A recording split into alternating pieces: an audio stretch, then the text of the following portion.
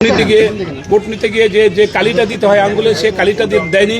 আমরা সে কালিটার জন্য বারবার অপেক্ষা করেছি। তারপরে অনেকক্ষণ পরে যে কালি দিয়েছে, সেই কালিটা আমাদের অমোছনীয় কালি না। সে তারপরে এখানে অনেক জাল ভোটের সংখ্যা তৈরি হয়েছে। এই সমস্ত কিছু আমার হলে নিজের মধ্যে দেখেছি।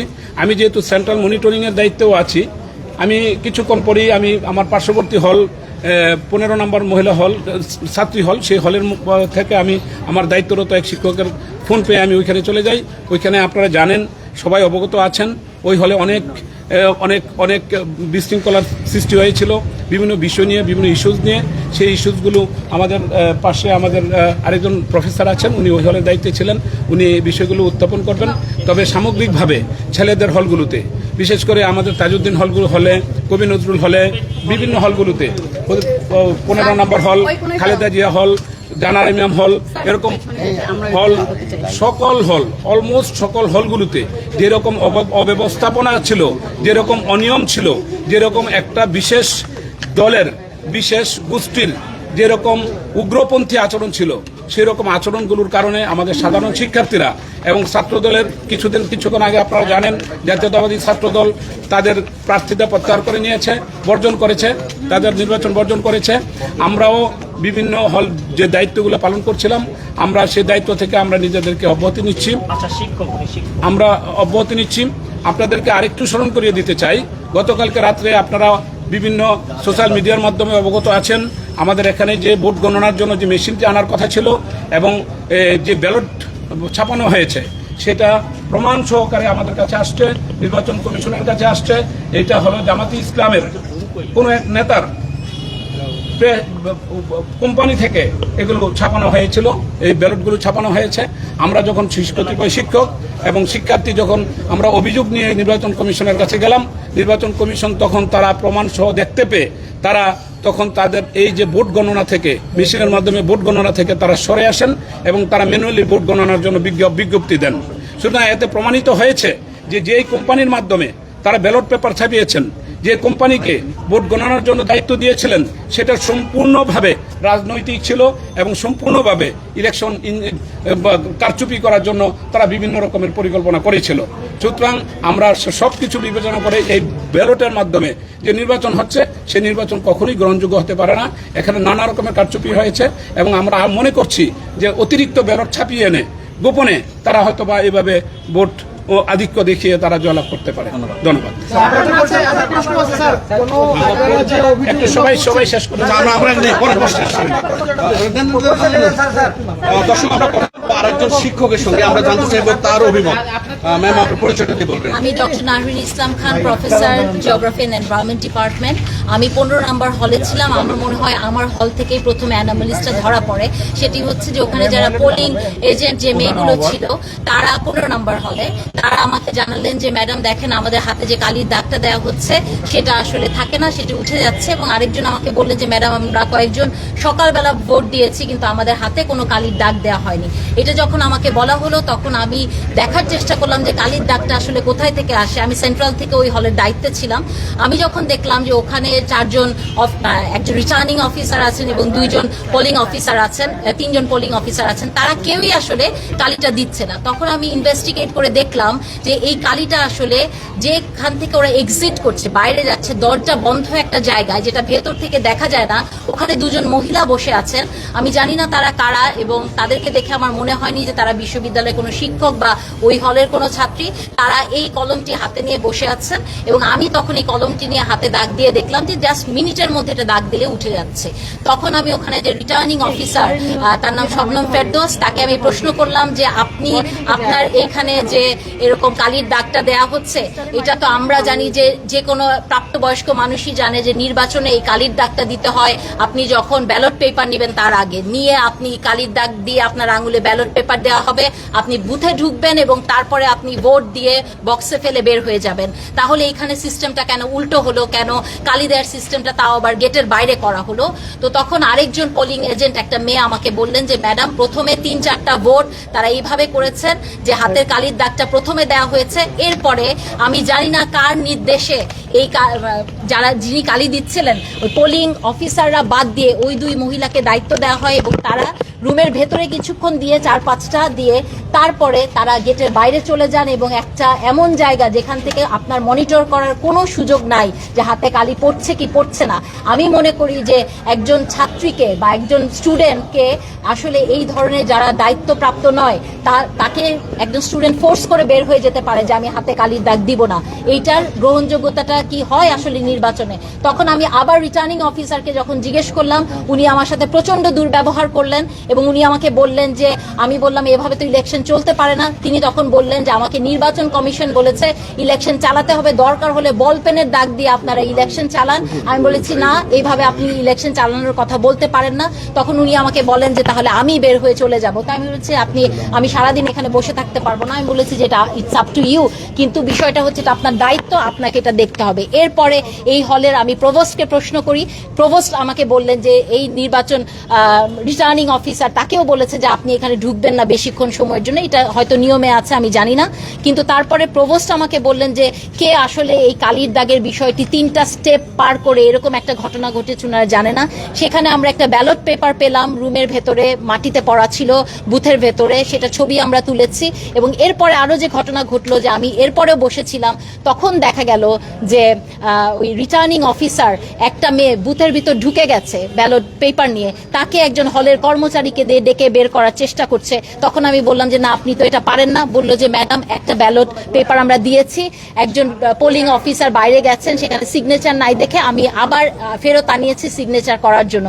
আমি বলেছি যে ব্যালট পেপার আপনি তার হাতে দিয়েছেন, সে ভোট দেওয়া শেষ করেছে, সেই ব্যালট পেপার আপনি কখনো ফেরত নিতে পারেন না।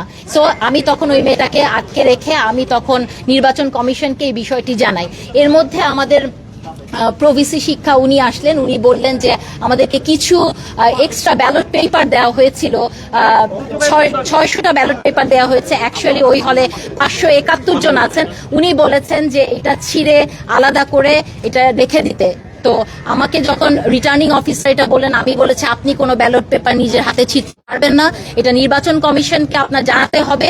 তখন তিনি আমাদের প্রক্টরকে ফোন দেন, প্রক্টর তাকে একই ইনস্ট্রাকশন দেয়, কিন্তু আমি তাকে বলি যে না, যেহেতু এটা কোনো ইনস্ট্রাকশন আগে ছিল না, তো আপনি ব্যালট পেপার ছিঁড়তে পারবেন না। এবং তারপরে দেখা গেছে যে এই রিটার্নিং অফিসার যখন বসে থাকে, আপনি দেখতে পারবেন যে একজন, আমি জানি না কে, এটা আপনারা জানেন একটা টেবিলে তারা বসা থাকে, সামনে পর্দা থাকে, সেই টেবিলের পেছনে তার ধারের উপর দিয়ে কথা বলছে। তখন আমি বলেছি আপনি নির্বাচনের বিধিমালা ভঙ্গ করছেন, কেউ এসে আপনার সাথে এইভাবে কথা বলতে পারে না। তো তিনি আমার সাথে অত্যন্ত খারাপ ব্যবহার করেছেন এটা নিয়ে। তারপরে ইলেকশনটা ওই হলে 1 ঘন্টা বন্ধ ছিল। এরপরে আমাদের নির্বাচন কমিশন এসেছে, নির্বাচন কমিশন এসে এটাকে কন্ট্রোল করার চেষ্টা করেছে এবং তারপরে পুনরায় তারা নির্বাচনটাকে চালু করেছে। তবে আপনারা এখানে দেখতে পারেন যে পোলিং এজেন্ট যে মেয়েরা আছে তারা প্রত্যেকে সক্রিয় ছিল। আমি বিশ্বাস করি যে তার মতো খুব স্ট্রং ভয়েস দিয়েছে। এটা একটা অত্যন্ত পজিটিভ জিনিস আমাদের জন্য এবং এটাই প্রমাণ করে যে ইলেকশন আসলে এমন একটি ইলেকশন হচ্ছে যে যেখানে অনেক ধরনের অ্যানোমালিজ আছে এবং এই ইলেকশনের মধ্যে আমাদের প্রচুর ছাত্রছাত্রী আছে যে যাদের নাম ভোটার লিস্টে ওঠে নাই, তারা এক্সিস্টিং ছাত্রছাত্রী। এটা কেন হলো, এইসব প্রশ্নের উত্তর প্রশাসনকে অবশ্যই দিতে হবে। এবং কালকে রাত থেকে আপনারা দেখেছেন যে অনেক বিষয় হয়েছে, আমরা অনেক ধরনের অনুরোধ করেছি, কিন্তু তারপর আমাদের এই অনুরোধগুলোকে কর্ণপাত করা হয়নি। ইভেন আমি যখন কলমের কালি নিয়ে এই কমপ্লেনটা কলমের কালি নিয়ে আমি যখন কমপ্লেনটা করেছি, আমাদের যারা দায়িত্বে আছেন তারা এক ধরনের এটাকে খুব হালকাভাবে দেখেছে। আমি মনে করি যে এটা কোনোভাবে হালকাভাবে দেখা সম্ভব না। নির্বাচন সেটা যত বড় জায়গায় নির্বাচন হোক, ছোট জায়গায় নির্বাচন হোক, নির্বাচন সুষ্ঠু হতে হবে এবং একটা জাল ভোটও যাতে এই ক্যাম্পাসে না পড়ে সেটা আমরা দেখব। আমরা যারা দায়িত্বে আছে আমরা মনে করি যে এই দায়িত্বে থাকা মানে আমরা আসলে আমাদের নিজেদের কাছে নিজেদের জবাবদিহিতা নাই। আমরা যদি এই নির্বাচনে এইরকম প্রহসন দেখে এই নির্বাচনের সাথে আমরা থাকি, তাহলে কোনোভাবেই আমার নিজের কাছে আমার বিবেকের কাছে আমি করতে পারবো না। এই জন্য আমরা যারা দায়িত্বে আছেন যে শিক্ষকরা, আমরা এই নির্বাচন বর্জন করবো।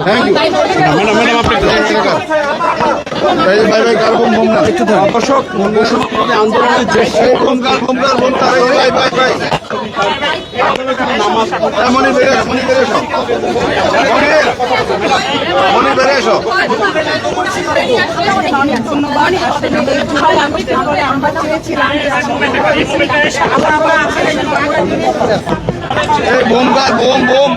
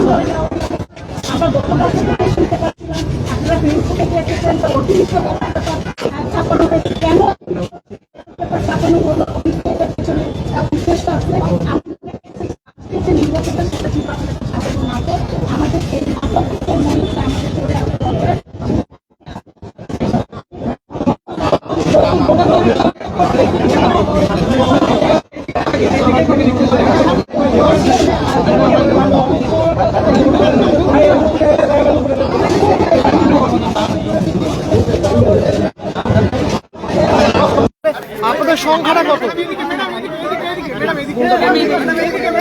দেখেন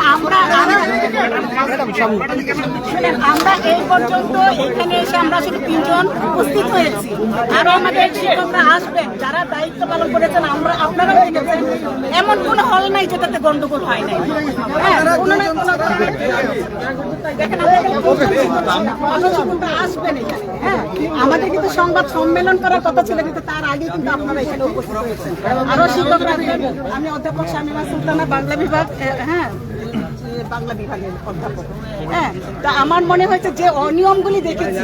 আপনি দেখেন আমি নির্বাচন কমিশনের একজন সদস্যকে আমি কল করেছি, দেখেন আপনারা যে মার্কারটা দিয়েছেন সেই মার্কারের তালিকা থাকছে না, উনি এসে নিয়ে দিলেন।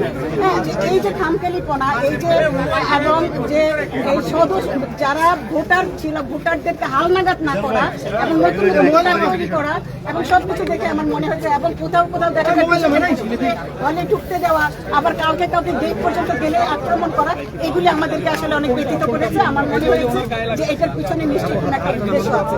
সেই জায়গা থেকে আমার মনে হচ্ছে এই নির্বাচনে আমাদের দাঁড়িয়ে থাকার কোনো সেই জায়গা থেকে আমরা আসলে এখানে নির্বাচন শেষ হওয়ার ম্যাডাম নির্বাচন শেষ হওয়ার 30 মিনিট আগে কেন এই সিদ্ধান্ত? 30 মিনিট আগে না, আমরা বেরিয়ে আসছি যখন তখন বাজে হলো 7টা। মানে অভিযোগ করেছিলেন আপনি কি ভোট বর্জন করতেছেন? আপনি কি ভোট বর্জন করছেন কিনা? দেখেন অন্যান্যরা কথা বলবেন, আমি সার্বিক পরিস্থিতি থেকে কথা বললাম। দেখেন আপনারা আমাকে জুলাই আগস্ট থেকে দেখেছেন, আপনারা গতকালকে দেখেছেন আমি নিরপেক্ষ একটা জায়গা থেকে সবসময় অন্যায়ের প্রতিবাদ করেছি। আমি আজকে অন্যায়ের প্রতিবাদ করছি, কারণ যে জায়গাটাতে আপনারা দেখেছেন যে সমস্ত শিক্ষার্থীরা যখন এখানে ভোটার হতে পারছে না, সেখানে কিসের ভোটাভুটি আসলে আপনারা বলেন? আর যে মার্কাটা দেওয়া হয়েছে একজন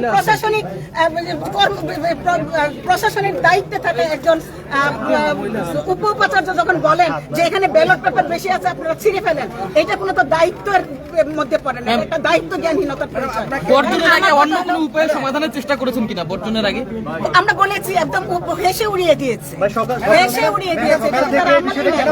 আপনি বললেন নিরপেক্ষ, আপনাকে বিএনপি বলা হচ্ছে। শুনেন, আমাকে জুলাই আগস্টেও বিএনপি পন্থী বলা হয়েছে, এখন আমি বিএনপি পন্থী সেটা অস্বীকার করি না, কিন্তু বিএনপি পন্থীর কোনো শিক্ষক যদি ন্যায্য কথাটা বলে সেই কথাটা ন্যায্যই থেকে যায়, সেটা আসলে অন্যায্য হয়ে যায়।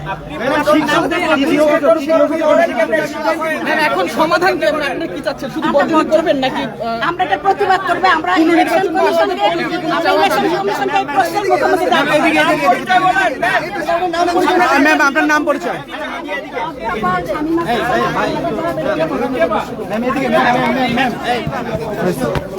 আমি